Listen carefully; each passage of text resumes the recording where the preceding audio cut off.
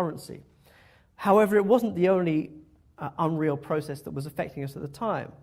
And in particular over the last, well, around about the 1994, 1990, biology also became somewhat unreal, in particular with the rise of the Human Genome Project.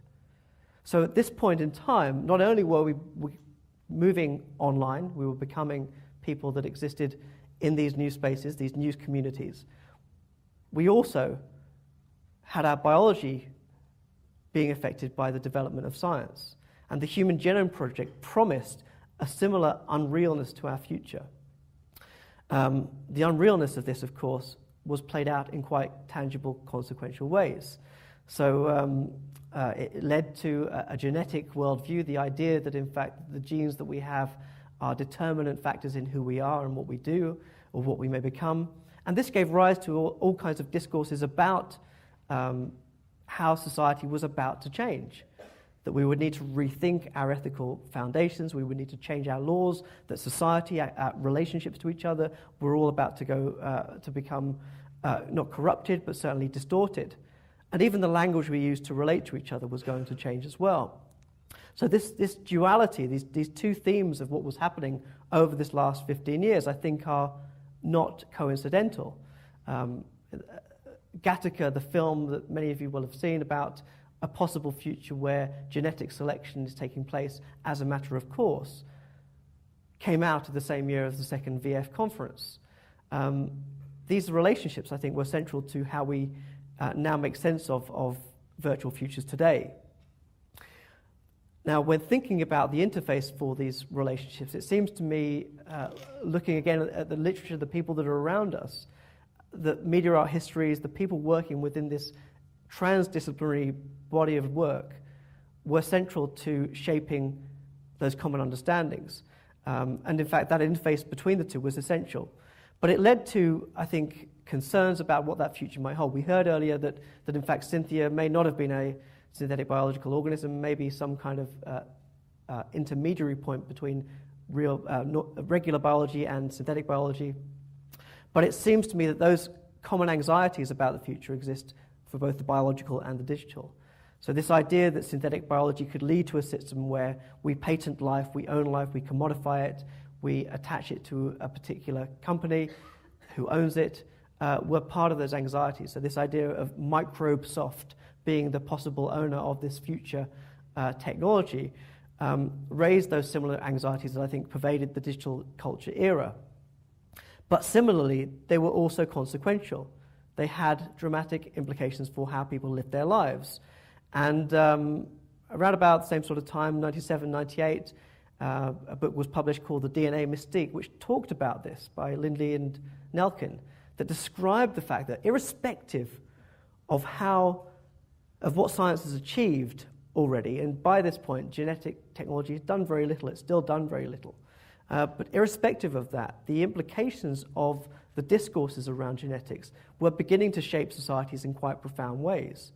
The genetic worldview was becoming so overwhelming that, in fact, the idea of there being such ridiculous things as gay genes or genes for criminality were part of people's common understanding of our biology, of their biology. And so I mentioned near the start that I wanted to talk about science and society, and it seemed to me that one of the challenges that's happened over the last 15 years is that you've had greater sophistication in communication within the scientists. You have a lot more, you look at festivals, for example. There's a science festival happening in the UK nearly every couple of weeks. In 1994, that will not have been the case. So you've now got a situation where people that are developing science and technology are finding routes through which to communicate with the public and dialogue with them, which is the polite way it's articulated. On the other hand, they have many opportunities to get the public on board with what they're trying to do. And this is the slightly cynical version of that story, that in fact the rise of public understanding of science, of trying to engage public with science and technology, is in fact a vehicle for simply the limitless promotion and development of science and technology. So we have to be mindful of that and aware of the fact that these technological processes operate within a much more sophisticated research and development scene now than they did back then. And in fact, people talk about genetic modification as being the the worst possible moment for science, where it failed dramatically in being able to convey what it was doing, and everyone got very concerned about Frankenstein technologies and so on. But within the field of bioethics, you begin to see these crossovers. So Joe Zielinska published a book called, which included the two words new media and bioethics within the subtitle. And the idea that these two areas are becoming closer together, I think, is part of what will define virtual futures over the next few years. We heard from Stellark and other people, Kevin, for example, who talked about those challenges with being, with doing work that engaged professionals who otherwise wouldn't be modifying people in such a way. But now they're taking place. And those relationships between artists and scientists, the critical art ensemble, which we also heard about yesterday, I think are indicative of that shift. The tangible implications for regular people is also crucial. So we are able to save the cord blood from our children to protect them against leukemia. But if you do that, and I have a 1-year-old son, we tried to do it last year. But in fact, if you wanted to do that, you have to compromise the natural birth, so we didn't. But you can do that and pay again. Everything's about £2,000, it seems, similar for cord blood. We heard yesterday, or a bit today, about Aubrey de Grey and the possibility of life extension. These ideas are embedded within digital culture. They wouldn't be possible without digital technologies, as we heard also yesterday in the talk about health and digital technology.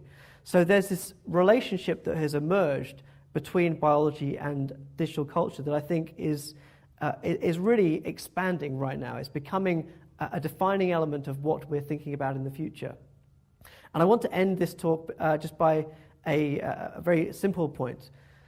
This is a tweet reply that I got from John Perry Barlow.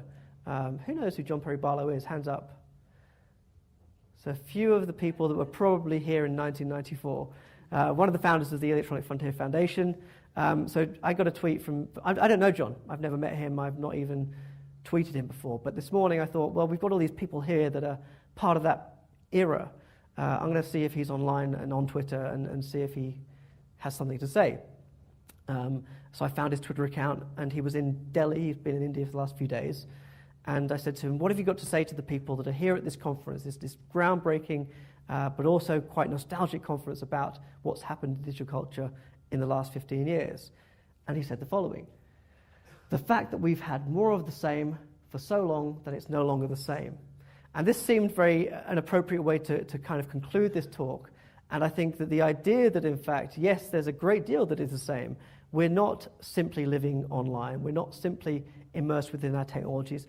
But in fact, those experiences, and in fact, we don't even know what people are doing in these worlds. We have our own experience of them, but that could be very different from what someone else next to us is using them for, or indeed getting out of them. For example, I have 2 Twitter accounts, my own, and then I have Futura Mia, which is a Twitter account that is pulling RSS feeds from everything that I'm interested in and pulling it into one account and tweeting the whole lot. So a journal, for example, new table of contents, it comes into that RSS feed, into the Twitter account, and so everything goes there. I just go to one place to look at all the stuff I'm interested in.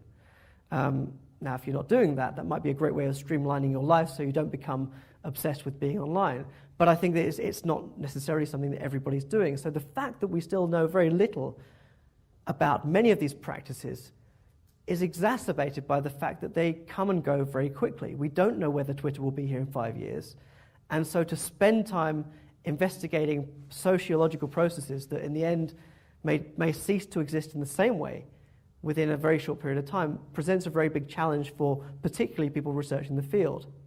And it seems to me that one of our challenges is in trying to develop methodologies that are applicable to new platforms that we still don't yet know will exist. So thank you very much.